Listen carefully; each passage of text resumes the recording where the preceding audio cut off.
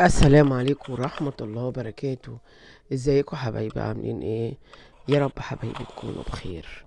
برج الدلو حبايب قلبي، صفوا النية، اتفائلوا بالخير تجدوه، طلعوا الطاقة السلبية، صلوا على الحبيب، وكمان استغفروا. حبايبي اللي أول مرة بيزوروا قناة أم أحمد، ما تنسوش تعملوا اشتراك وشير ولايك للفيديو. حبايبي بقى أولادي وأخواتي الموجودين في القناة، حطوا اللايك وشيروا الفيديو وننزل نكتب كومنتات، نصلي على الحبيب وكمان نستغفر. حبايبي لازم يكون عندنا يقين وثقة في الله وحده، إنه لا يعلم الغيب إلا الله، محمد رسول الله العظيم. انت الفترة اللي فاتت دي كنت بتعاني من عناء، من خنقة، من طاقة سلبية، وبكيت فيها كتير، وبكيتوا كتير قوي. لا إله إلا الله. في عندكم الفترة الجاية هيكون عندكم في نقلة لمكان تاني. النقلة دي هتكون فيها العوض، فيها الخير، فتحة خير عليكم. الدموع اللي انتوا بكيتوها الفترة اللي فاتت دي، اللي جاي هيكون مفهوش بكا ابدا. في عندكم فرحة، في ابتسامة، في طاقة ايجابية، وتنظيف الطاقة السلبية الفترة اللي فاتت. الفترة الجاية هيكون فيها العوض وجبر الخواطر. ربنا هيجبر بخاطركم وهيرضيكم. انت بتسامح وقلبك كله تسامح، لان انت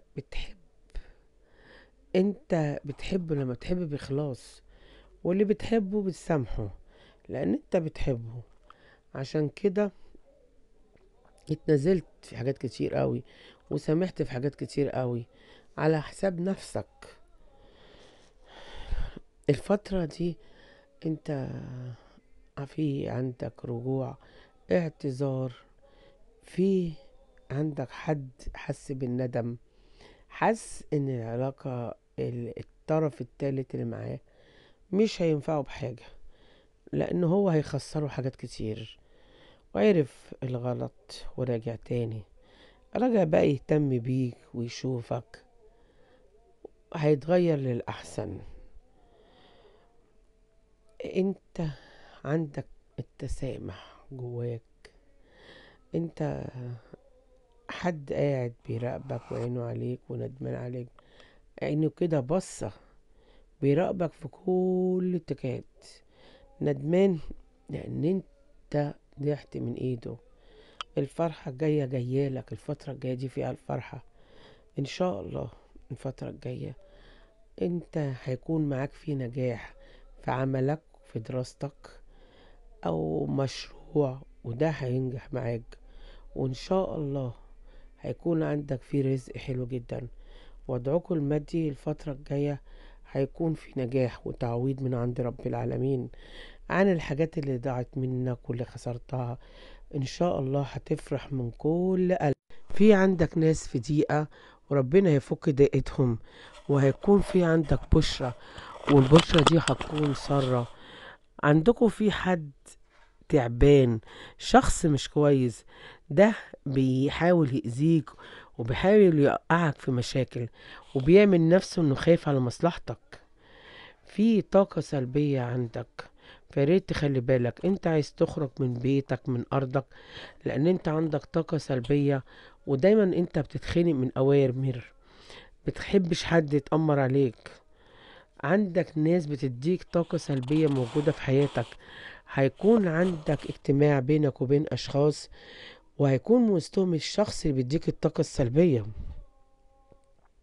هيكون كمان عندك الناس قريبة، الناس دي تعباك في حياتك، بس انت هتعرفهم وهتخرج من حياتهم، لان انت هيكون عندك فيه اخبار حلوة، وهتحمد ربنا وهتسكت له على كل الخير والفضل اللي بعد عنك الناس اللي اذتك.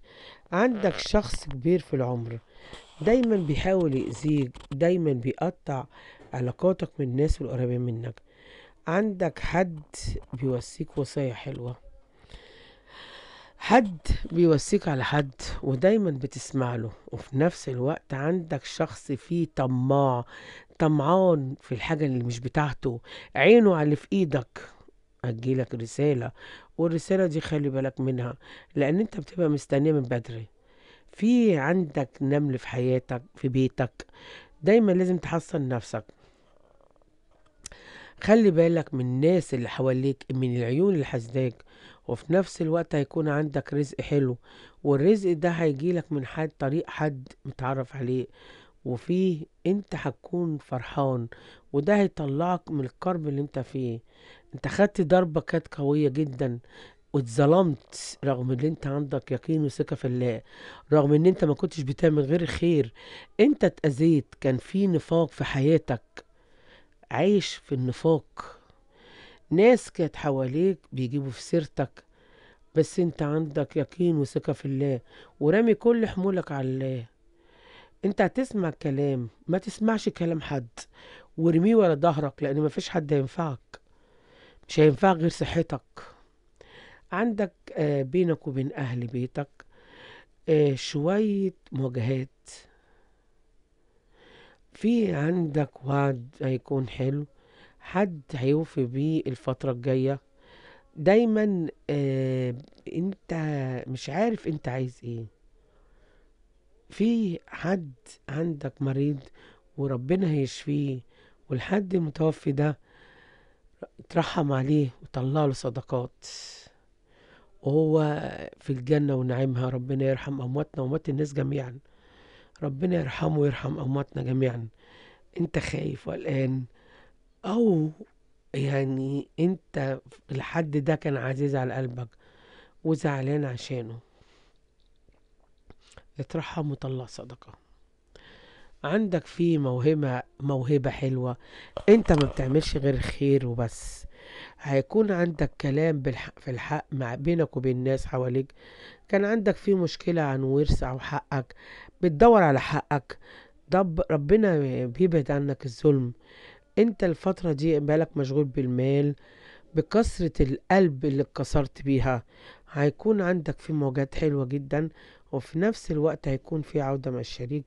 ابعد عن الناس كدابة، والشخص عامل زي إبليس، بيحاول يقربك في الفساد. في خصام بينك وبين ناس، هيكون في صلح. انت بتمشي على الطريق المستقيم، ودايما بتعملش غير خير. عندك جرح جوه قلبك كبير قوي، مفيش حاجة بتشفيه، بس في حد هيقف جنبك وهيدعمك على الخير بإذن ربنا. انت عندك يقين وثقة في الله، ان ربنا هيكتر في افعال الخير في حياتك، وعشان كده انت بتبعد عن الكذب والخيانات من الناس اللي موجودة في حياتك، اللي هم بيعملوهم. انت اتطعنت ورميت حمولك لله، وما بتشتكيش غير ربنا وبس، لان ربنا هو الحق وهو اللي هيجيب الحق. انت عارف ان ربنا عالم، انت بتعيد حساباتك وبتعيد نصيتك في الحياة اكتر، دايما بتكون قوتك في حياتك عشان تبعد عن الكذب والنفاق والخداع. شايف ان ربنا هينجيك في العذاب والتوتر والحيرة، ده ربنا هيخرجك منه، وهتطلع من الطاقات دي كلها، وهتخش في طاقة إيجابية. بس دايما ارجع لربنا، لأن انت حصل عندك أذى وظلم.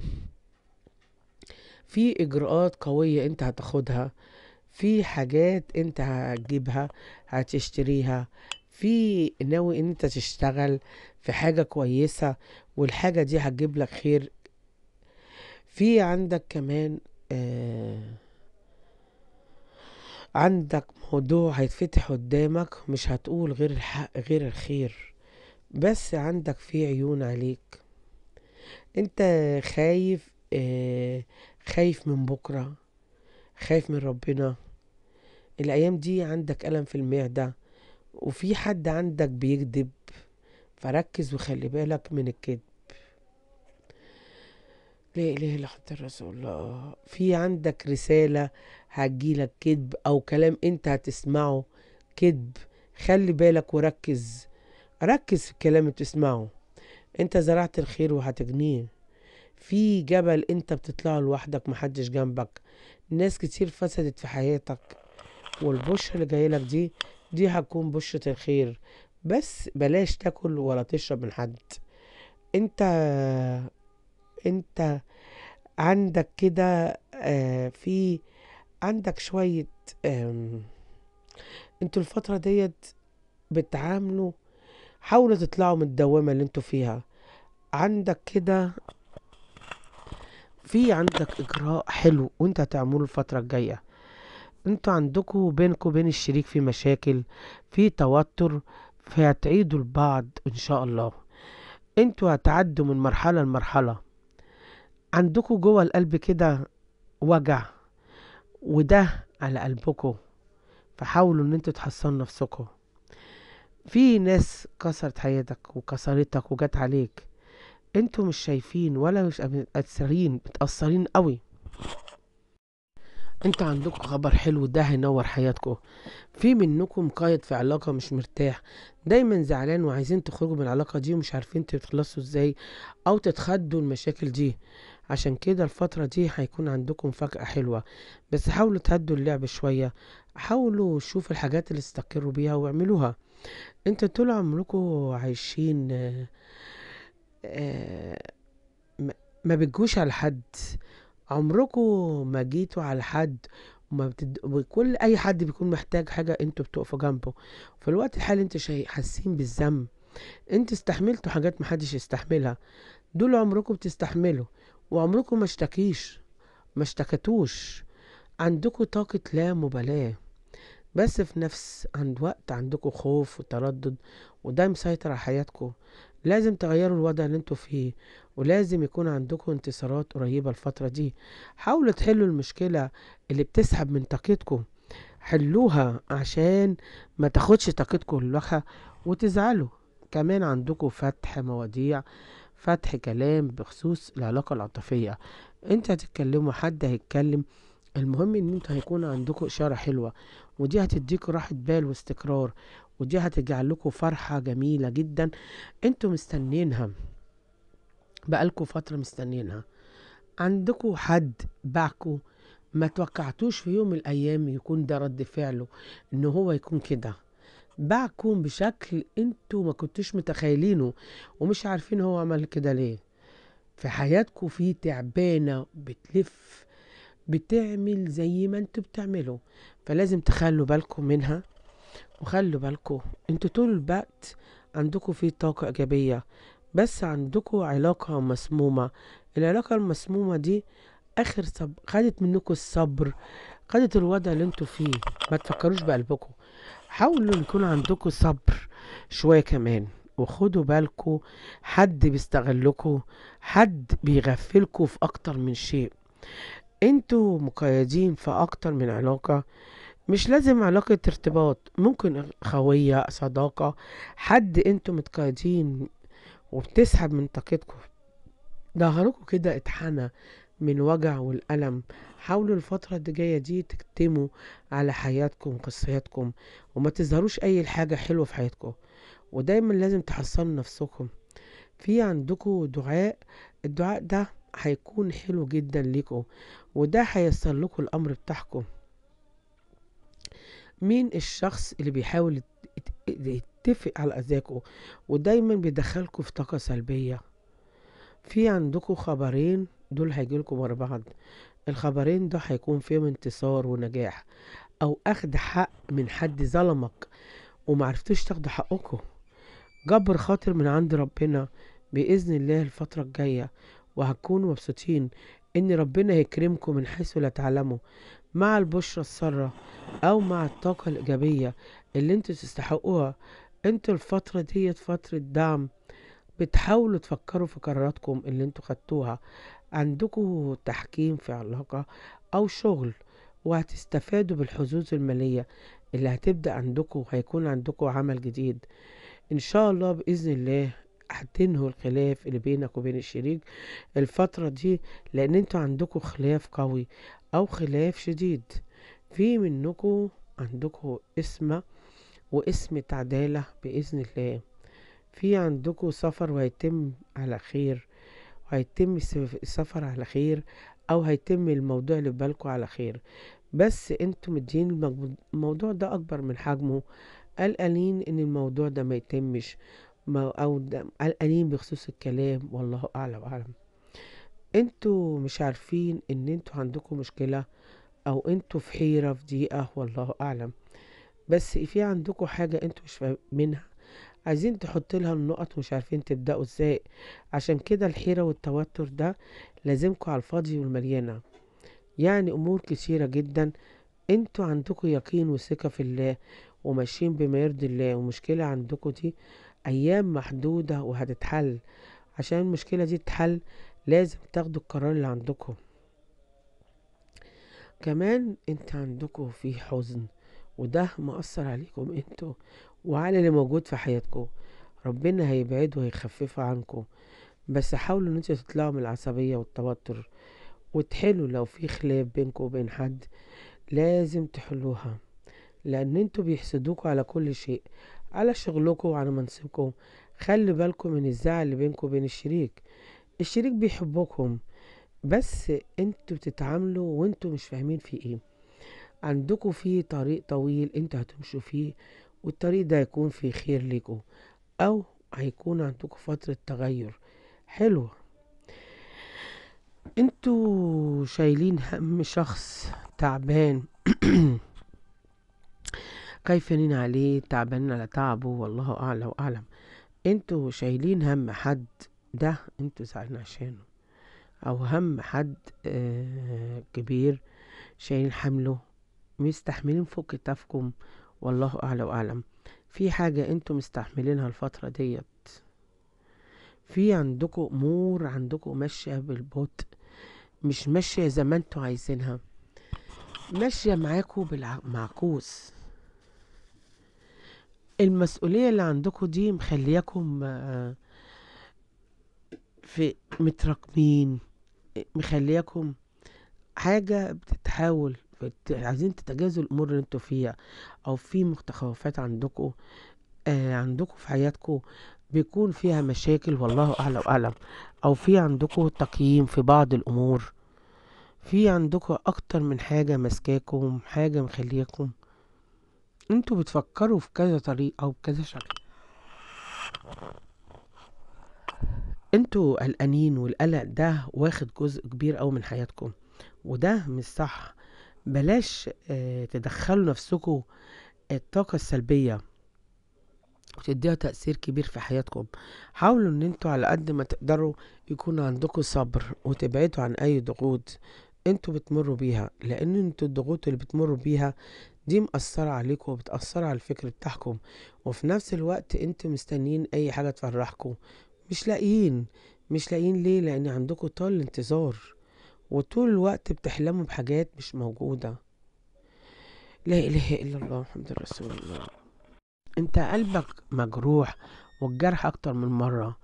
عشت في ايام كان فيها ظلم كتير، دايما عايش لوحدك بقالك سنين، وهيجيلك خير من الناس وعادتك. بس هتغير المكان، هتغير البيت اللي انت فيه حاليا، عشان انت تعبت واتأسيت. حد عندك عامل زي الشيطان، فلازم تخلي بالك منه. في عندك عزومة، والعزومة دي هتكون حلوة. في ناس بتدعي ان هم بيصلوا وعارفين ربنا، لكن هم ناس مش كويسة. فريت تخلي بالك من كلامهم، من عشرتهم، من افعالهم. الناس القريبة من حياتك، انت هتطير الفترة الجاية، هتنجح، هتغير من احوالك في حياة حلوة جدا، حياة حلوة انت بتسعى عشانها. وعشان كده هتغير من امورك. انت عالم بربنا اللي بيديك، ودايما بتتوكل على ربنا.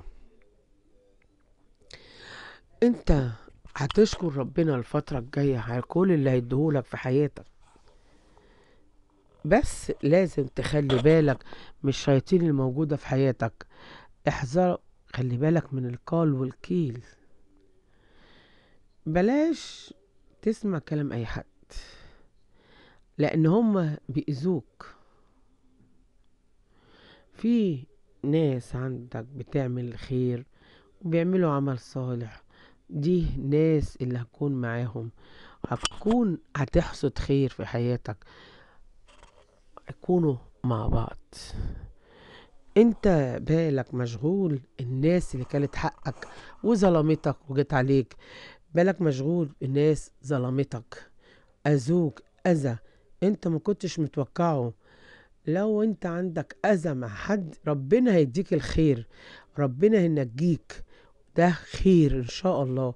ربنا يفرحكم يا رب. اقول لكم ايه، السلام عليكم ورحمة الله وبركاته.